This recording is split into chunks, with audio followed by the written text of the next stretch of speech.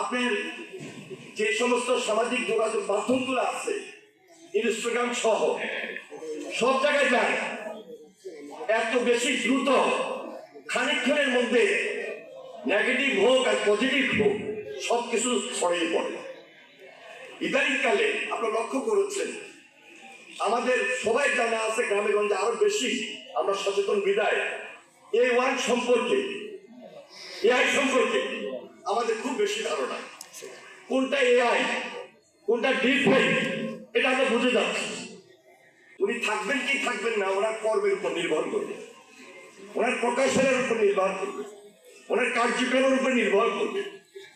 খুব পজিটিভলি যেহেতু এই দায়িত্বটুকু তিনি নিজের ঘাড়ে নিয়েছেন, আমার বিশ্বাস তিনি সাকসেস হবেন ইনশাআল্লাহ, এবং সর্বাত্মক সহযোগিতা থাকবে আমাদের। এখানে সবার বক্তব্য এবং সবার মনের ভাষণা শুধু প্রধান বক্তার একটা বক্তব্য দিয়েই আমি শেষ করব। সেটি হলো, জাতীয় রাজনীতিতে বাংলাদেশ জাতীয়তাবাদী দলের ভারপ্রাপ্ত চেয়ারম্যান জনাব তারেক রহমানের ভূমিকা। 5 তারিখের পরে তারেক রহমান খুব স্পষ্ট ভাবে বলেছেন, এখনো বলেন, যে রাজনীতিতে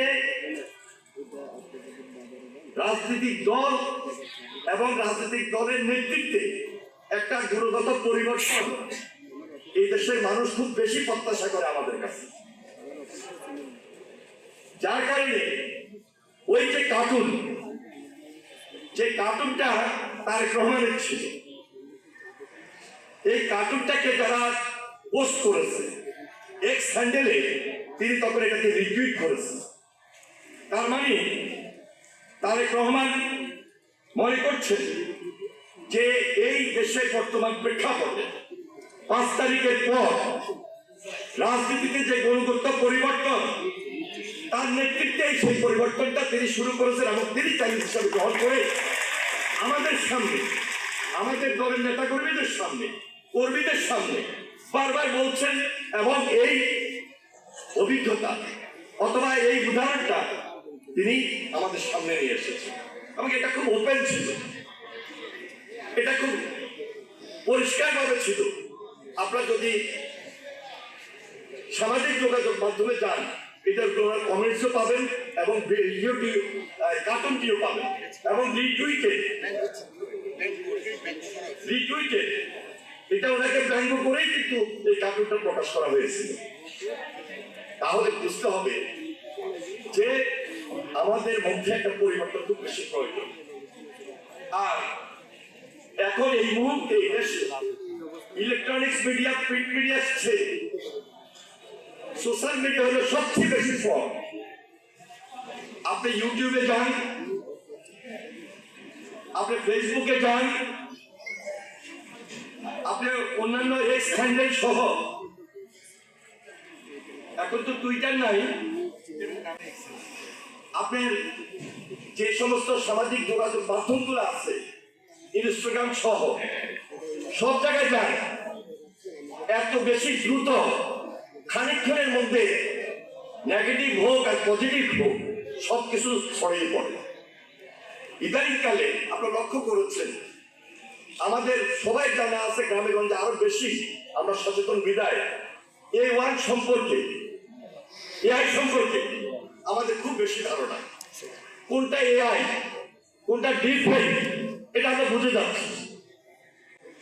তাহলে আমাকে আপনাকে এই সোশ্যাল মিডিয়ার জগতে আগামী নির্বাচন, সমাজে চলাচল, মানবিকরণ, সামাজিকভাবে রাজনীতির বাইরে আমরা যে সোশ্যাল মিডিয়ার উপর ডিপেন্ড করি, এই ডিপেন্ডের জায়গায় কোনটা সত্য, কোনটা মিথ্যা, কোন ন্যারেটিভটা পজিটিভ এবং কোন ন্যারেটিভটা, কোন কন্টেন্টটা নেগেটিভ, এটা কিন্তু বুঝতে কিন্তু আমাদের খুব বেশি দেরি হয় না।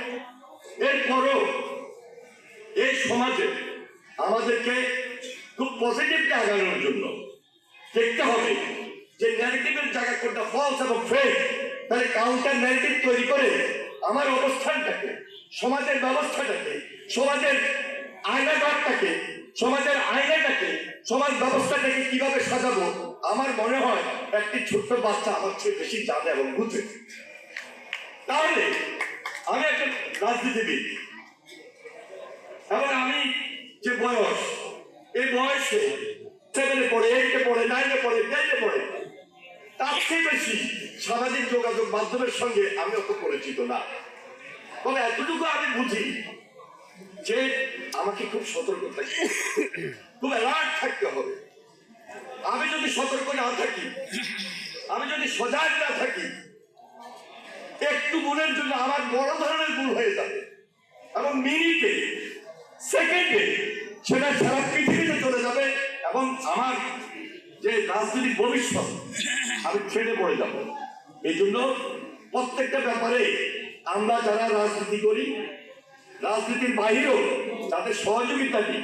ইভেন আপনারা যারা সাংবাদিক, আপনারা মনে করবেন না যে আমার একটা টুইট ছেড়ে দিলেন, আমার একটা মেসেজ ভিডিও কন্টেন্ট তৈরি করে বা ভিডিও রেকর্ডিং বক্তব্য ছেড়ে দিলেন, আপনি সেভ হয়ে গেলেন আর আমি বেঁচে গেলাম, আমি ক্ষতিগ্রস্ত হলাম, তা না।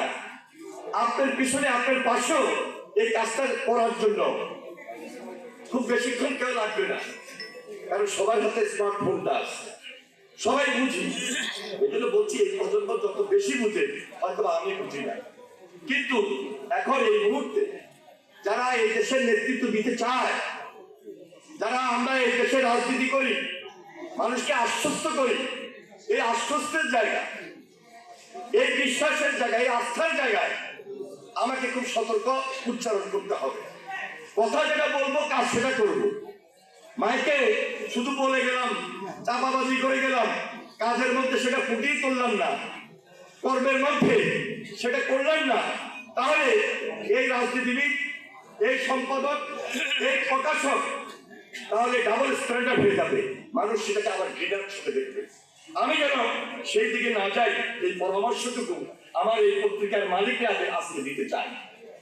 তাই আগামী দিনে আমাদের যে কাজ, এই কাজটা খুব সতর্কতার সহিত করতে হবে। যেহেতু আমরা এই মঞ্চে যারা এখানে উপস্থিত, তারা সবাই এই জেলার জন্য দায়িত্বশীল। আমরা অত্যাচারিত হয়েছি, নির্যাতিত